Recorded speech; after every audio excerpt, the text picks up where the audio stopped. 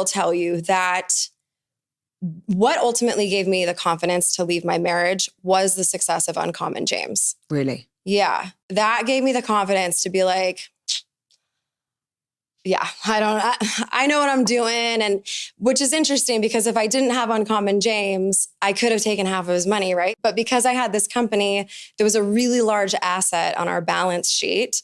I didn't get anything, which I'm so happy about now.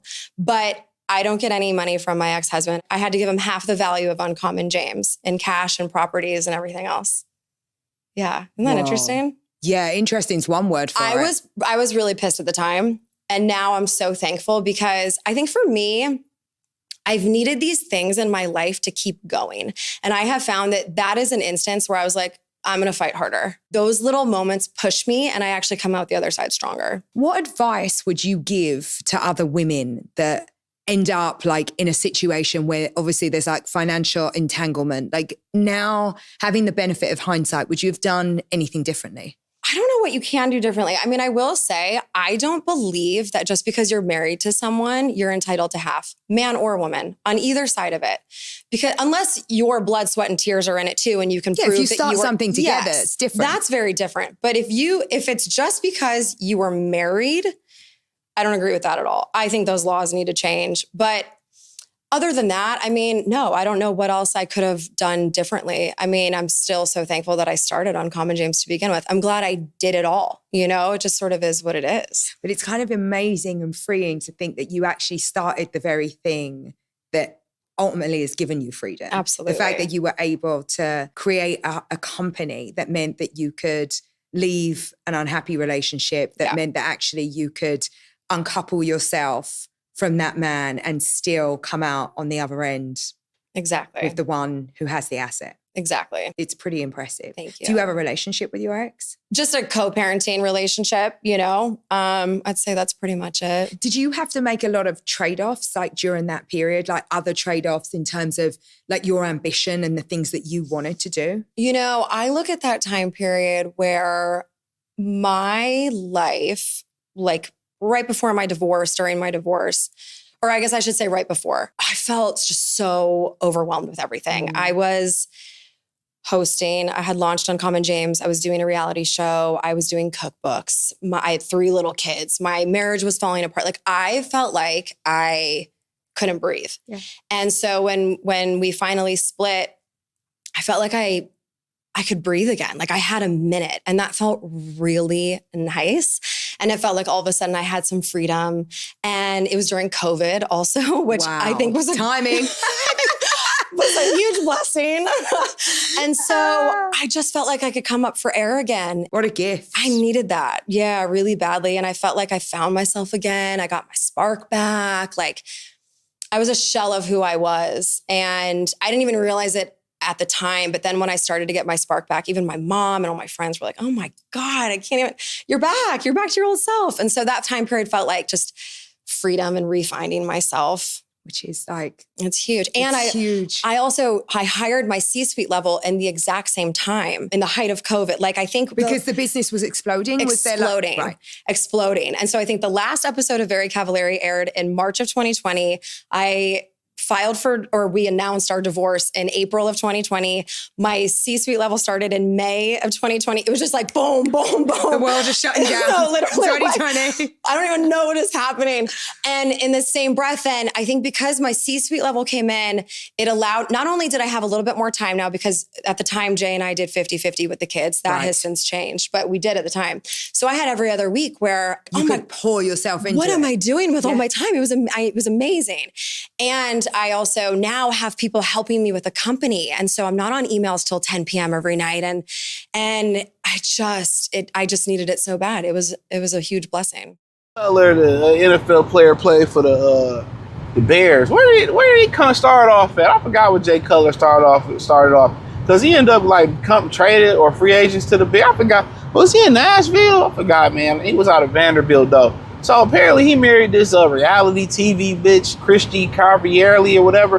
And I remember, only reason I'm talking about this story, real spill, I remember her talking about, she was tired of Jay Cutler just laying around the house and he need to do something. Like, this dude is a diabetic and he was retired from the NFL.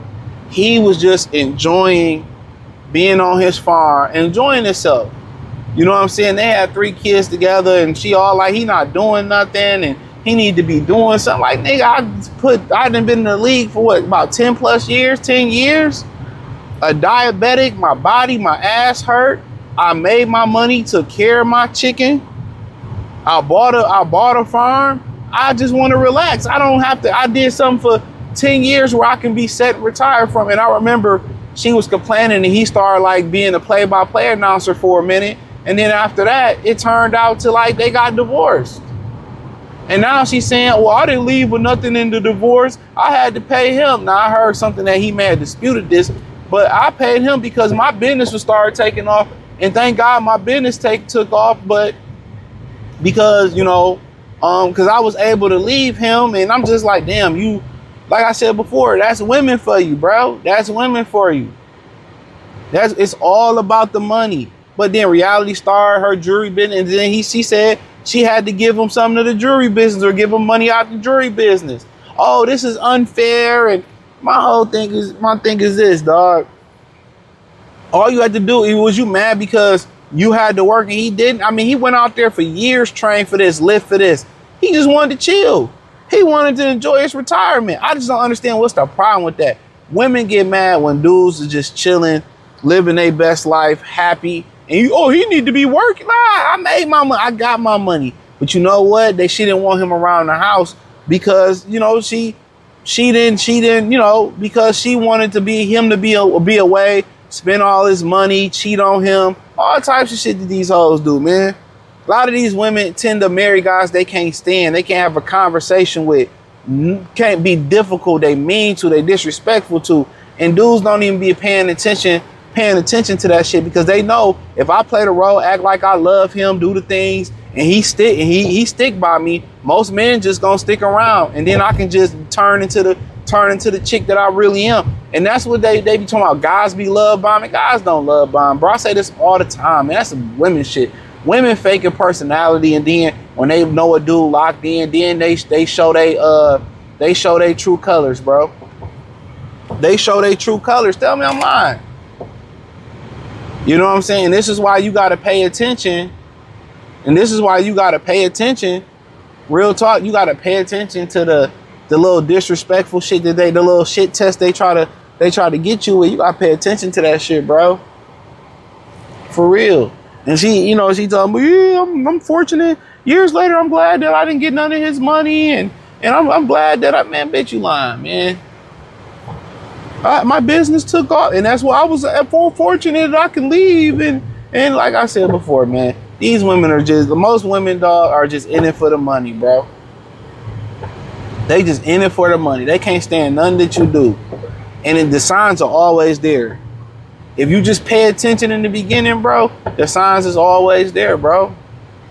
And guarantee you, she didn't even have that financial stability. That business probably wouldn't even have took off without his financial stability, bro. I'm telling you, that business wouldn't even have took off without his financial. That business allowed her to take the chances and risks to make that money. I'm telling you, man, come on, man. It allowed her to take the risk. And then he got his portion of it. Well, I was making more. Yeah, man, it's never not fair. But when the women take all the dude money and she didn't do nothing to help him to get to that money, oh, he can make more money. He got it to give. Nah, bitch, you had it to give. You had it to give. They don't have a loyal bone in their body, bro. And then it wasn't that he cheated. Oh, it's irreconcilable differences. Nah, man. She basically got to where she wanted to get in her business, so she left. If it's irreconcilable, if a woman filed for irreconcilable differences and they can't prove a viable reason to divorce, dog, she need to pay a release fee. No, she need to pay that dude alimony for wasting his time. Real talk. She need to pay that dude for leaving for no reason. That's a fact. This is why guys don't get married, bro. And if she don't have the money, she needs to do prison time. Enough of this shit, dog. Now she's like, the laws need to change. Nah, the laws need to change because y'all gotta pay up. No.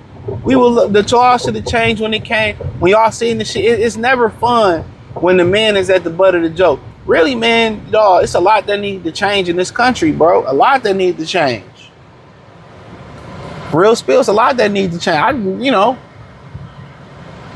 But really what needs to change is dudes choosing the women that to be around. A lot of these women just come to destroy and it's evil, bro. And that's a fact. A lot of these women that they come to destroy. They come to destroy. They ain't never did nothing for you, bought nothing for you. They give you some pussy and you lock in. That's it. He had 3 kids with this woman, bro. You think she cared about the kids splitting? They don't care nothing about the kids. They don't care nothing about, never cared about the husband. Don't care about the kids. Don't care about nothing, bro. Don't care about nothing. Oh, people say I got my spark back. Bitch, what spark you got back? What's you 3 kids in? Nobody taking you serious. That's why she ain't got married or married again. She went out there and got power drive. She probably was getting power drive through the mattress, through the wedding. I mean, through the marriage. Through the marriage.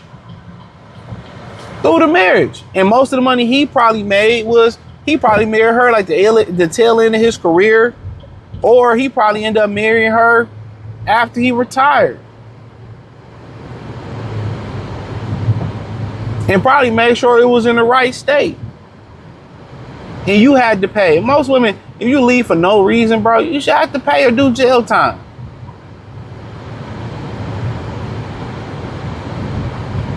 Dude got money. Dude was an athlete. He couldn't even keep her happy. Look at my spark back. What no spark back, bro? You just was with somebody for survival, bro. She was with somebody she never probably was attracted to. She obviously never loved. She was with the man for survival. He was better off just keeping that bitch third wheel in rotation, bro. But reality TV star, and then you openly talking about your marriage, and bitch ain't got shit going on that's not that anybody care about. That's not Jay Cutler. Bitch been a reality star, had a jury, and it's still back to talk about her husband. Hold on, say shit about the hoe.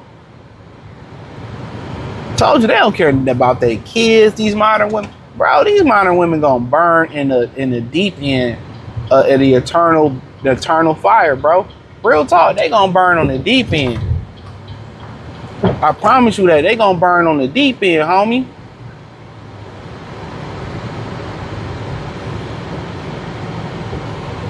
And they think karma or God or whatever you want to believe in, you think he not about to tax you for this?